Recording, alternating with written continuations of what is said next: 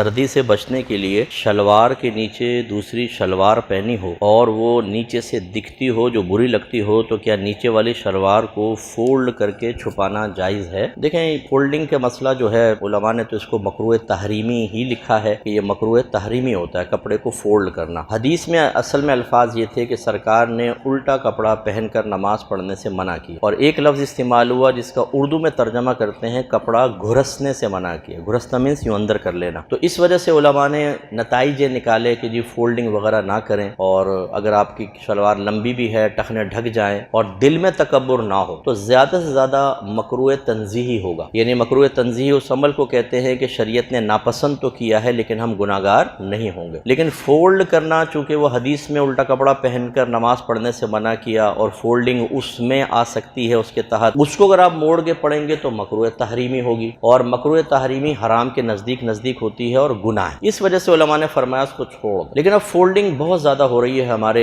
بہت سارے لوگ حتیٰ کہ ائمہ تک شلوار کو اندر کو فولڈ کر کے پڑھتے ہیں، اور عوام الناس تو بکثرت۔ اسی طرح لمبی پینٹ ہوتی ہے تو ذہن یہ ہوتا ہے کہ شاید ٹخنے کھولنے فولڈ کر لو کوئی بات نہیں، تو وہ پینٹ کو فولڈ کر کے نماز پڑھ رہے ہوتے ہیں۔ اس وجہ سے اس میں تھوڑا سا نرمی کا ہی حکم دیا جاتا ہے۔ اب میں تو نرمی کا حکم دیتا ہوں، تو اس لیے خلاصہ کلام یہ ہے کہ آپ نماز پڑھ رہے ہیں چھوڑ دیں، اس کو کوئی مسئلہ نہیں ہے، لیکن اگر فولڈ کر لیں گے تو نماز بہرحال ہو جائے گی۔ نہ کرنا افضل ہے، بہتر ہے۔ جہاں پہ علماء کا قول موجود ہو تو اچھا ہے کہ نہ کریں آپ، لیکن کسی نے پڑھ لی ہو تو اس کو مایوس نہ کریں۔ جو میں نے آپ کو تفصیل اسی لیے عرض کی کہ اس کو مایوس نہ کریں کہ تم تو فولڈ کے ساتھ نماز پڑھتے رہے، تمہاری ساری نمازیں مکروہ تحریمی ہوئیں، اب تمہیں بعد میں لوٹانی ہوں گی۔ وہ کہ ارے باپ رے، 2 سال کی نمازیں پہلی اور اگلی بھی، تو وہ بیچارہ نماز سے بدزن ہو جائے گا۔ اس لیے ہر حکم سختی کے ساتھ بیان کیا جائے یہ ضروری نہیں ہے، چونکہ ہماری فیلڈ ہے اور ہمیں شریعت نے اختیار دیا ہے۔ اطیعوا اللہ و اطیعوا الرسول و اولی الامر منکم۔ اللہ فرماتا ہے اللہ کی اطاعت کرو، رسول کی اطاعت کرو، اور ان لوگوں کی جو تم میں حکم والے ہیں۔ اور حکم والے سے مراد